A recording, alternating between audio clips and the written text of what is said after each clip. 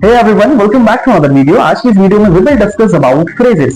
phrases का बहुत important role होता है हमारी स्पीकिंग के दौरान। अगर आप अपनी स्पीकिंग के दौरान फ्रेजेस को ऐड ऑन करते हो, that will give you complete professional vibes. So आप सारे फ्रेजेस याद नहीं कर सकते, सारे फ्रेजेस को आपने यूज नहीं करना, कुछ शॉर्ट फ्रेजेस से आपको शुरुआत करनी है अगर आपको अपनी बिगिनर लेवल की इंग्लिश को थोड़ा सा एडवांस दिखाना है। सो पहली फ्रेज आपकी आती है लेट्स टच बेस, जिसका मतलब होता है लेट्स कनेक्ट और लेट्स फॉलो अप। अब आप इसे यूज कहां करोगे, कैसे करोगे? जैसे सपोज आपने कहना है कि अगले सप्ताह मिलकर इस पर बातचीत करते हैं या फिर अगले सप्ताह मिलकर इस पर चर्चा करते हैं किसी भी टॉपिक पर। सो आप क्या बोलोगे वहां पर? Let's touch base next week on this. Let's touch base next week on this. हम इस पर अगले सप्ताह मिलकर चर्चा करते हैं। देखा आपने कितना इजी था। सो आप ऐसे छोटे छोटे फ्रेजेस को यूज कर सकते हो। दोस्तों कई बार सिचुएशन ऐसी बनती है कि आप अपने सीनियर्स को बिना पूछे कोई काम नहीं कर सकते या फिर अपने बड़ों से बिना पूछे कोई काम नहीं कर सकते। So in that situation एक फ्रेज यूज होती है I'll run it up the flagpole and run it up the flagpole। So इसका मतलब बेसिकली होता है I'll check with seniors and get back। I'll check with seniors and get back। मैं अपने senior से बात करता हूँ पर आपको बताता हूँ।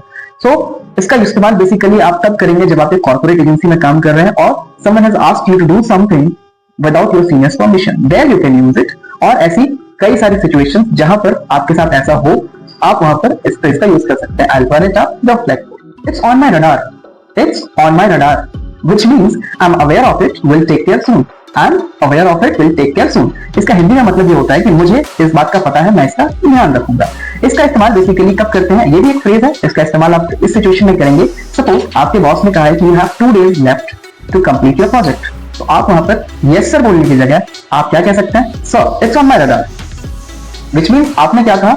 I'm aware of it and will take care soon। Let's take it offline। Let's take it offline, which means let's discuss it privately later। Let's discuss it privately later।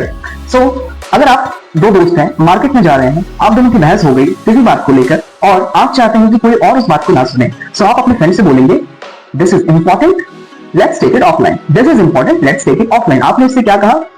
ये बहुत जरूरी है, ये बहुत जरूरी है, इस पर हम अकेले में बात करें। Let's circle back। Let's circle back, which means let's talk about it again later। इसका मतलब होता है let's talk about it again later। इस बारे में हम बाद में फिर बात करते हैं। So basically इस फ्रेज का इस्तेमाल आप तब करते हैं when you are busy in doing something। सामने वाले से आप बात नहीं कर सकते या फिर उसकी बातों पर ध्यान नहीं दे सकते, फिर टाइम नहीं दे सकते। So then you use I'm not sure about this now, let's circle back। I'm not sure about this now, let's circle back। अभी मैं इस बारे में श्योर नहीं हूँ, हम बाद में वापस या फिर हम बाद में दोबारा बात करेंगे। So it was very easy, very simple। In this way you can use these number of phrases to improve your speaking skills। और आप अपने beginner लेवल की इंग्लिश स्पोकन को एडवांस लेवल में धीरे धीरे कन्वर्ट कर सकते हैं।